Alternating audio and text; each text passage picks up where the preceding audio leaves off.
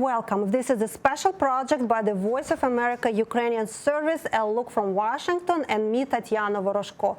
The presidential term of the Petro Poroshenko is coming to an end. Soon, President-elect Volodymyr Zelensky, whose victory drew the attention of the whole world, will assume responsibilities of the head of state. Economic issues, even more than the war with Russia, dominated this election campaign. Corruption, gas tariffs for population, cooperation with IMF, labor migration were among the main ones. Both media and the candidates raised those issues time and again. Voters, according to the polls, named some of those topics as the most important. Those issues are of interest in Washington as well, both for economists and U.S. companies that work and invest in Ukraine. That will be our topics for this discussion with Anders Aslund, who is a senior fellow at the Atlantic Council and an adjunct professor at Georgetown University. Dr. Aslund has worked as an economic advisor to several governments, including Ukrainian and Russian. He served as a Swedish diplomat in Moscow, Geneva, Poland, and Kuwait. Irina Paliashvili, she is a chair of the legal committee of the U.S.-Ukraine Business Council, a chair of a committee at the International Bar Association, and a member of the advisory board of the U.S.-based professional organization Best Lawyers. Previously, Paliashvili served as a general counsel to two major companies in Ukraine and was a professor of law at the Kyiv State University Law School. And Andrew Mack, who heads Esther's office in Washington, D.C. Esther's is one of the largest Ukrainian legal firms. In his practice, he represented an international pharmaceutical company, a major nuclear team, a leading foreign investor in Ukraine, a global software vendor, and other entities. So we had a lot of knowledge and expertise at this table, and let's just do it.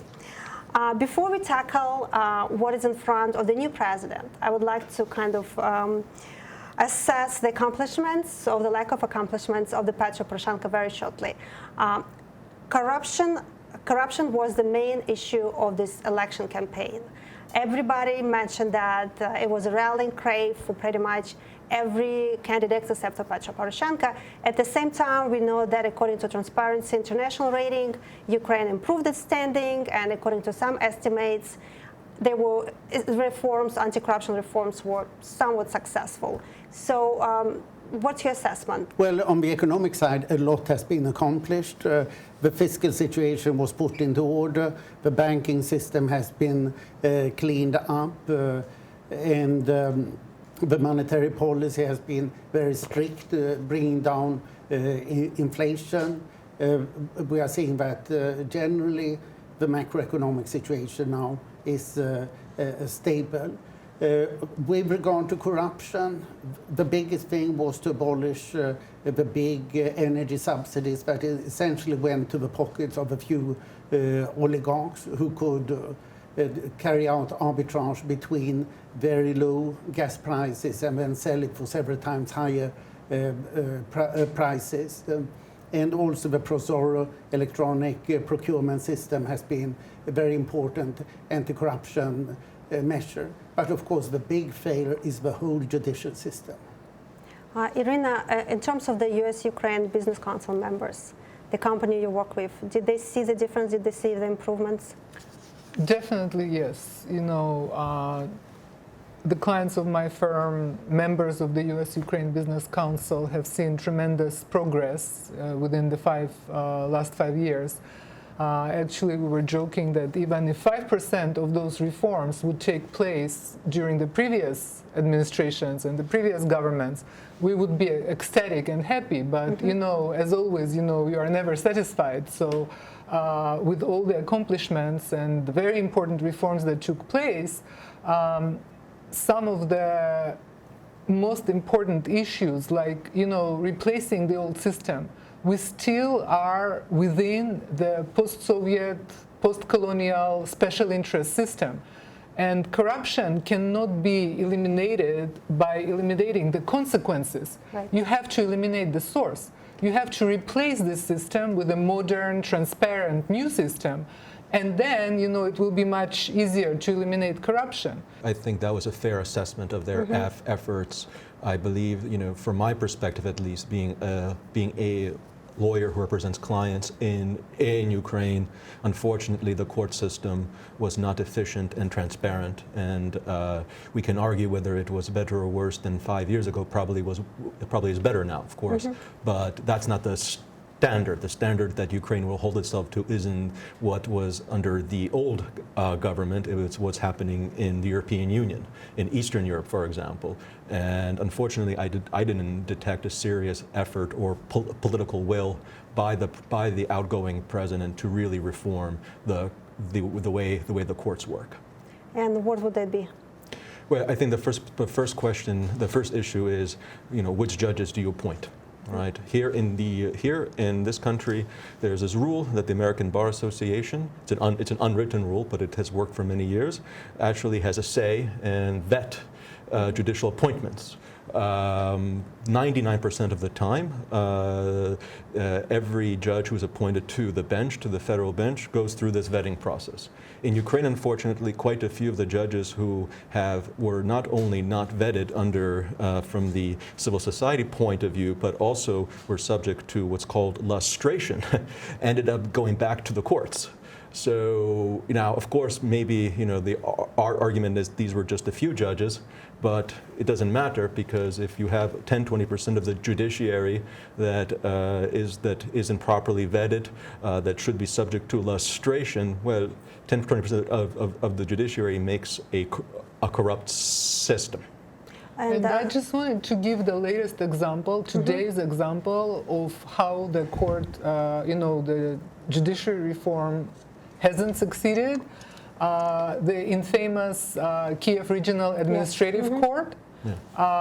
Today, the majority of judges were supposed to pass qualification exams, and 34 of them didn't show up and send the medical record that they're sick. So to me, this is a public failure of judicial reform. This is embarrassing. This is really unacceptable. And how much this is a barrier to the investment and the economic opportunities for Ukraine? Fundamental problem in Ukraine, the economic problem, is that there are no safe property rights. Therefore, the biggest foreign investment we see, it's $200 million. People are not prepared to commit big money to Ukraine because the money is not safe. We see all the time that Ukrainians who have some extra money say that 4% of GDP, about $4-5 billion, leave the country in net capital outflow each year because the real Ukrainian banks are abroad. If you keep the money in Ukraine, you never know if some crooked judge or the other will steal the money from you. This is the fundamental problem. So one has to start with the judiciary from the top. And I find it extraordinary that President Poroshenko, after he has lost the election, is then appointing scores of Supreme Court judges. One of them has worked with him in Russian, others have worked with Odious Kivalov in Odessa, and others have been involved in the Maidan court cases. So these are people who should be barred from any judicial job. And President Poroshenko, after having lost the election, is making all these very important appointments. These appointments should on principle be nullified.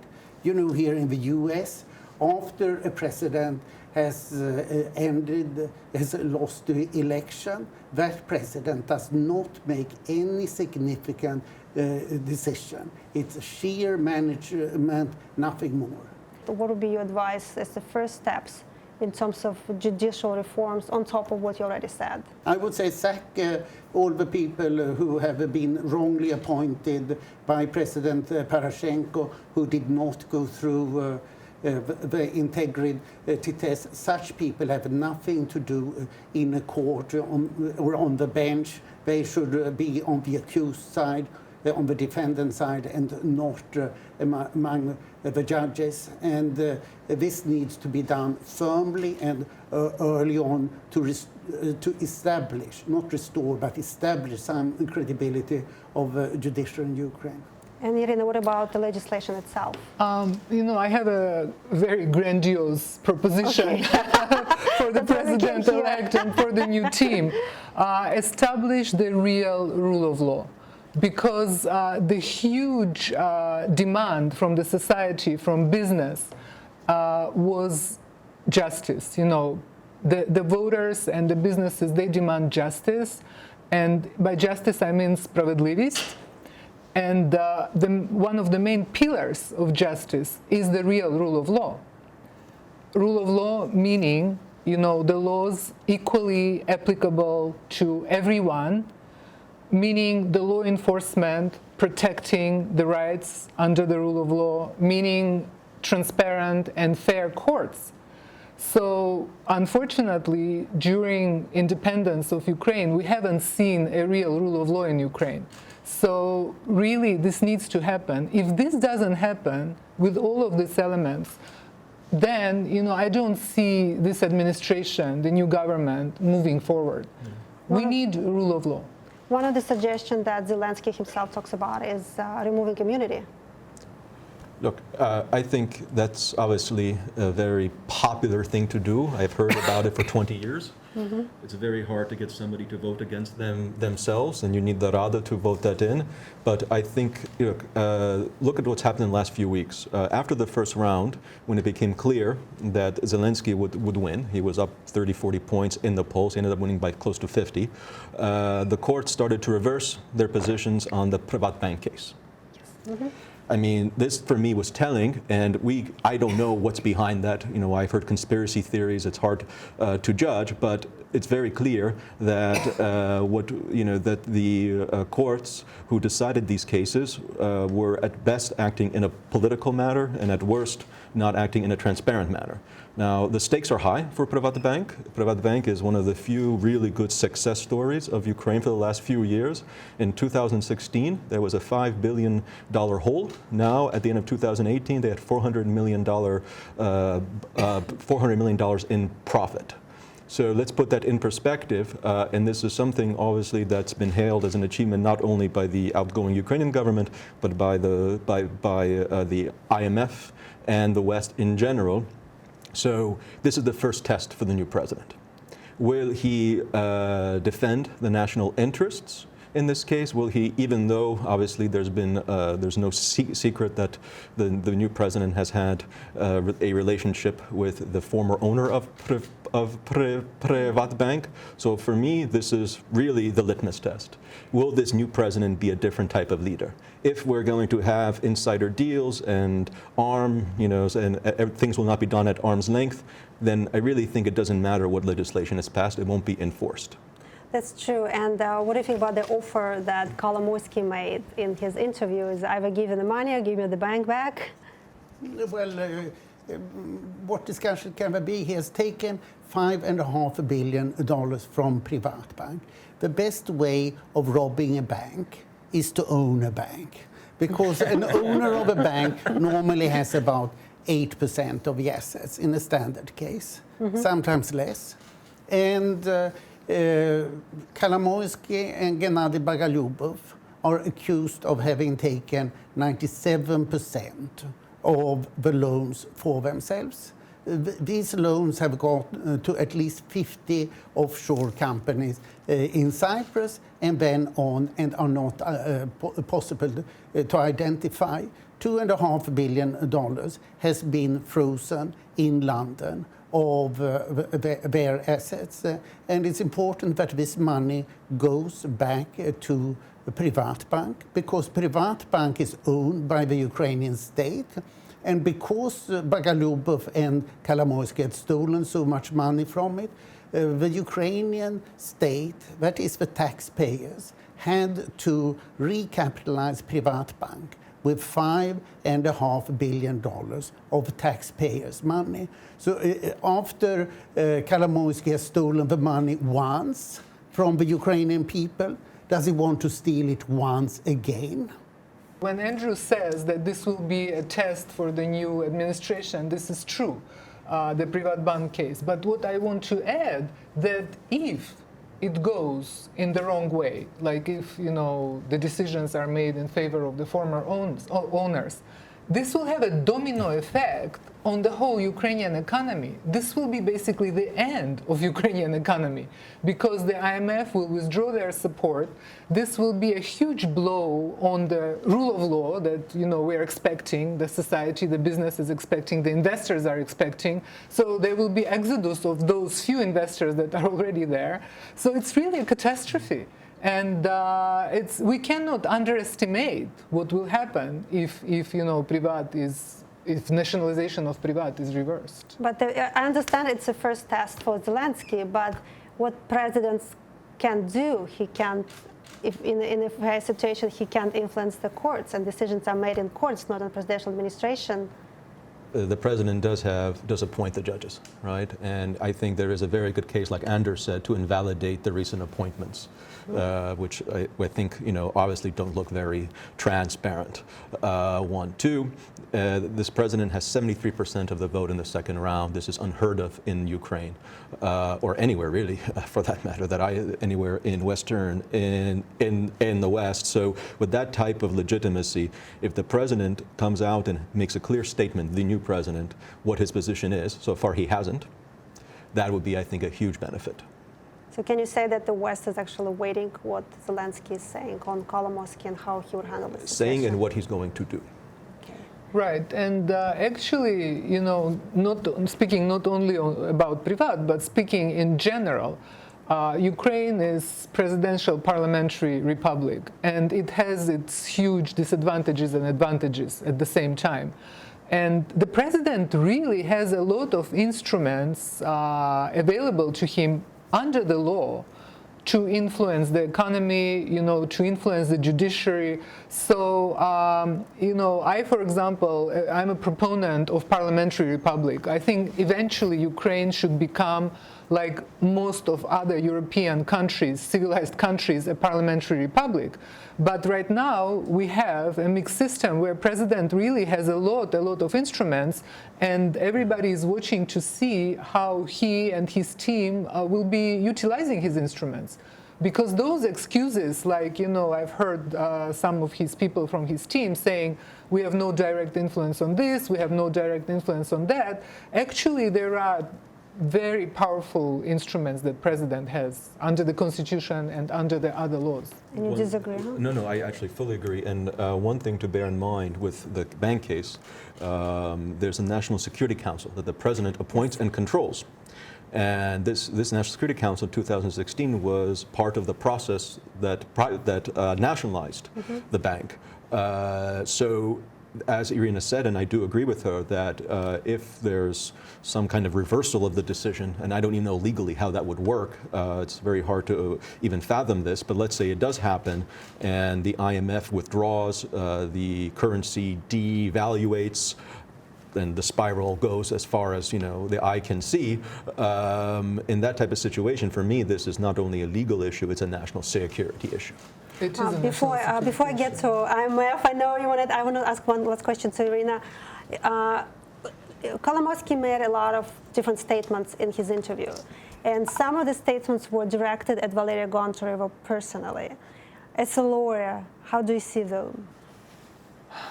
I think that they are shocking statements. And the statement that he made, that, when he was asked by journalists that, Valeria Gontareva is in London, how you are going to bring her to justice in Ukraine, and the answer was, we will bring her privately to Ukraine.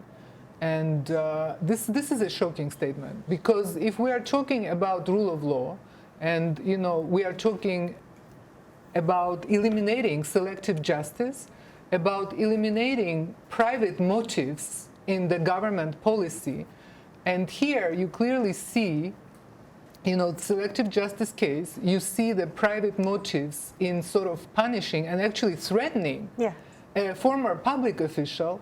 And it's a crime. Under Ukrainian criminal code, abduction is a crime. So you have somebody, who is business partner of the president announcing that, they will essentially abduct Mrs. Gontareva from London. And I just, and it's not about personalities. It's not about Mr. Kolomoisky or Mr. Zelensky. It's just about the principle. Because if every next oligarch who is close to the next president can take private revenge against the law and threaten public officials or former public officials, then we are in the vicious circle. We need to get out of this vicious circle. We cannot stay in this circle forever. So I think it discredits Mr. Zelensky indirectly. And I know there are many lawyers of the new generation in Mr. Zelensky team. And I think, there is expectation that they will distance themselves from this kind of statements, and they will reinforce rule of law. Because, if there is a case against Mrs. Gontareva, there are legal ways. There is rule of law ways to pursue this case, but not abducting her, So this is, I find it's very shocking. And what about IMF cooperation? How will it affect the IMF cooperation? Well, let us start with this, what has gone wrong recently. The law on illicit enrichment was outrageously refuted by the Constitutional Court. This has to be restored before anybody gives Ukraine any funding. It's an absolute return to a starting point. We have talked about the PrivatBank. Kolomoisky must not get 1 cent back of it. That is an absolute. And here we have this Kiev Regional Administrative Court that has issued several judgments in Kolomoisky's favor, which is outrageous. The government itself made an illegal decision on Naftagaz, which is also unacceptable. So we have here and we have appointments of Supreme Court judges that are unacceptable. That's not IMF matter. But the others are matters that concern the IMF. So this needs to be set right. With regard to macroeconomics, as Minister of Finance Oksana Markarova said the other day, essentially that is okay.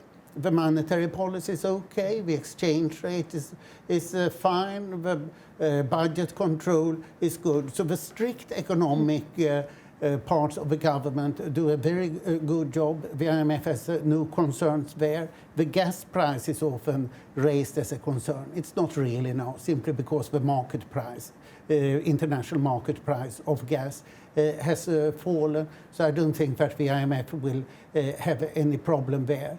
But what is a concern, that is that 3 new bank boards should be appointed for the 3 big state banks. And that is quite difficult in the current situation. And the old president should not appoint them. That's for sure. And it's also a question of appointing new head of customs and new heads of tax services. Good people have been selected, but for some reason President Poroshenko did not get the opportunity to appoint them when he should have done so. So I think that the big conclusion of this is kick out the old lot as fast as possible. The IMF is basically the base for economic stability in Ukraine. Ukraine this year needs something like $12 billion of public refinancing. Ukraine does not have very large foreign debt, but it's pretty short. And therefore, Ukraine really needs it. IMF money costs 3.5% a year. The yield for Ukrainian Eurobonds is about 9%. So the IMF money is much cheaper now, and it's the precondition for managing. Otherwise, Ukraine runs a real risk of default. And default would mean a massive devaluation. So the IMF is simply a must for Ukraine. And the National Bank and the Minister of Finance understand this perfectly well. So does Prime Minister Groisman. So there is a good understanding about it. President-elect Zelensky said today that he wants to have his inauguration on the 19th of May as early as possible and early election, because clearly this parliament is just going to work against reform, exactly as we saw in the summer of 2014, that no economic reforms were undertaken in 2014, and Ukraine was then in a very dangerous situation. Ukraine needs early parliamentary elections as early as possible, as is the case in France, for example. Whenever a new president is elected, he has the right and does dissolve the parliament and has parliamentary elections 2 months later. It's very dangerous to leave the old guard with the money pots, because they are likely to take all too much out of them for their own good. So do you agree about early parliamentary? I mean, I agree politically it makes sense and it's reasonable. However, we have something called a constitution. Exactly. And unfortunately, Anders, the constitution has pretty strict rules as to when this should happen. And to speed it up by 1 month or 6 weeks and do things an extra constitutional way, I don't think it will really change things. We've seen already in 2010 when Yanukovych won, and he decided to bend the constitution to his will, and we all know how that ended, right, with Maidan. So, look, I think the president has the bully pulpit. He has 73% support, at least in the second round. There's no reason why he can't use that support to push through the changes that need to be done. Many of the changes actually can be done without a new election. One thing I do agree with you, Anders, on is Naftogaz. Politicizing Naftogaz again, which seemed to be what the government's trying to do with its decision in late March, is very unfortunate. The board should be independent. We should have a real corporate governance structure. And again, you know, looking at this over the last 5 years, the two great successes of Ukraine have been the banking system and Naftogaz. And those are the two things that we're now discussing that have been under attack in recent weeks. So hopefully this trend will not continue, and the new president will give us all comfort that these two areas will remain functioning in the best way. You want to add something, please? So, you know, in early elections, we have 2 lawyers against economists here. And as a lawyer, you know, I really defend the Constitution. And if we want to change the system, right, so it will be like in France, when the new president comes in, you know, the new parliamentary elections are called. Then we have to change the Constitution. Absolutely. Because doing it otherwise will not be the good message for rule of law. Exactly. If you don't like the law, change the law through the democratic procedure, through the Rada. And actually, I think the new president-elect and his team need these 6 months. They need to show Ukrainian public and voters and businesses and investors and IMF and our allies, international allies, what they are capable of, what their signals are. Because we want, before voting for parliamentary elections, we want to see, you know, what is this about? We want to have those signals. So I don't see why, you know, every incoming president should be dissolving the Rada early. I mean, it's only 6 months. It's not like he has to live with this Rada for the rest of his term. Right, but 6 months. One thing to bear in mind, it's not that the president should or shouldn't be. I agree, probably shouldn't be, but at the same time, the Constitution says that if the elections are within 6 months, or sorry, if the term expires for the current parliament within 6 months, there cannot be an early election. So depending on which date you used, some people use April 27th, people use May 27th. May 27th. I've even heard some people using June 14th, although that was one of the judges that I don't understand, to be honest. Talking about this right. publicly. Yeah. But that's, so basically we're already, the best case scenario is he becomes president on May 19th. Under the law, he needs 30 days to basically give the parliament 30 days to form a new government. He runs out of time. In terms of the ideas already expressed by Zelensky and his team, such as tax reform, digitalization of the government, maybe get together all the oligarchs and It's idealistic approach.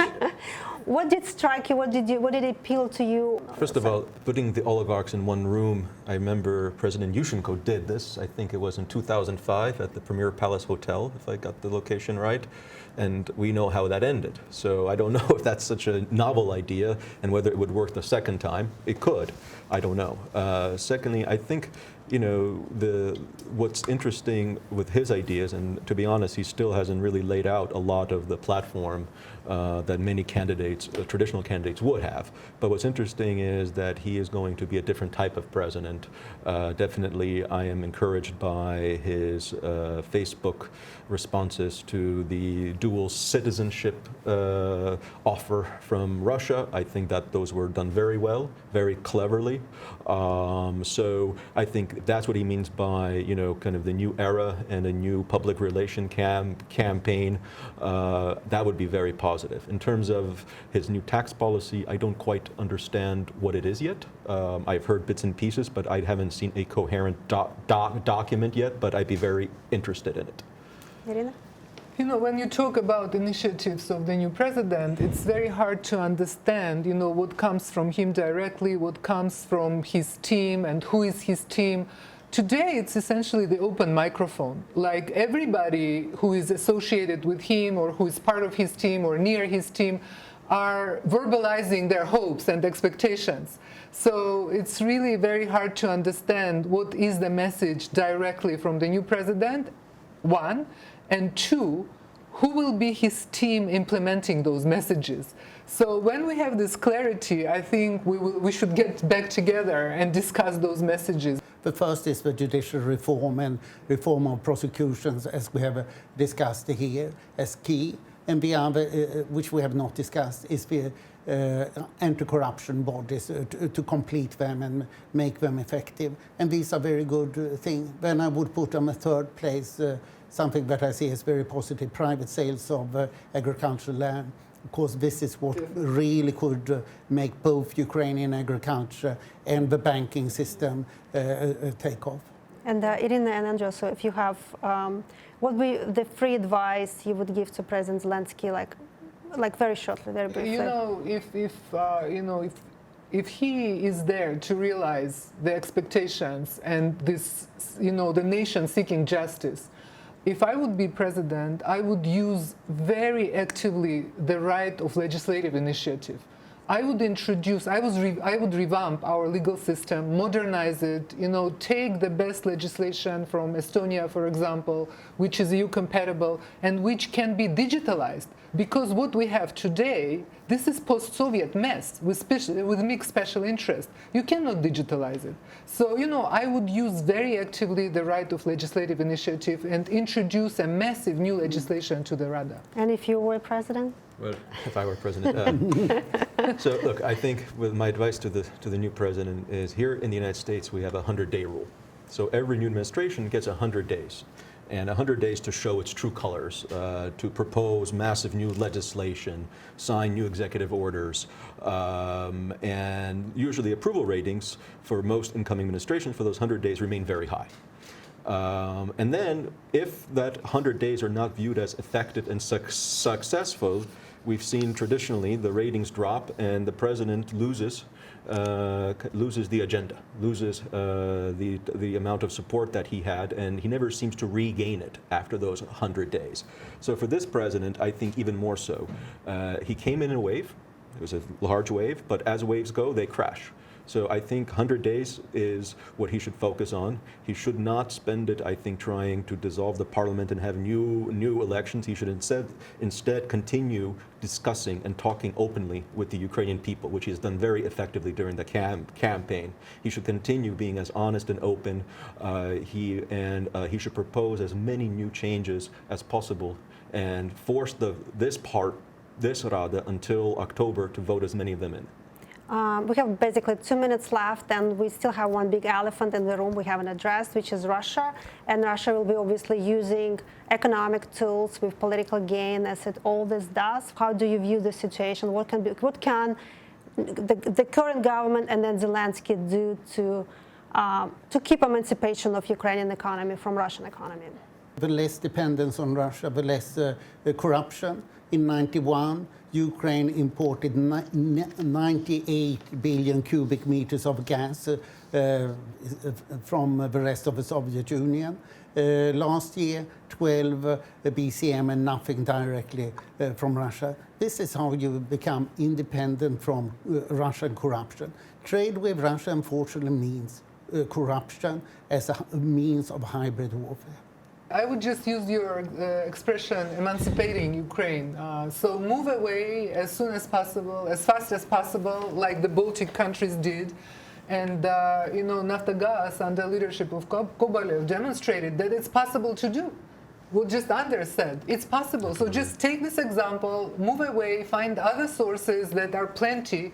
The United States is very happy to sell its products to Ukraine, and this is one of the key points of agenda of President Trump. So go ahead. Right, and just to follow up on that, I think Andriy Kobolev said a couple of weeks ago here in Washington that they hope to buy American LNG. Ukraine has the largest storage capacity of any country in the area in Eastern Europe. So I think before you engage in any discussions with Russia, you have to make sure that you have enough gas to get through the winter. If you go and have a discussion with Russia without having that backup, it's not going to end well.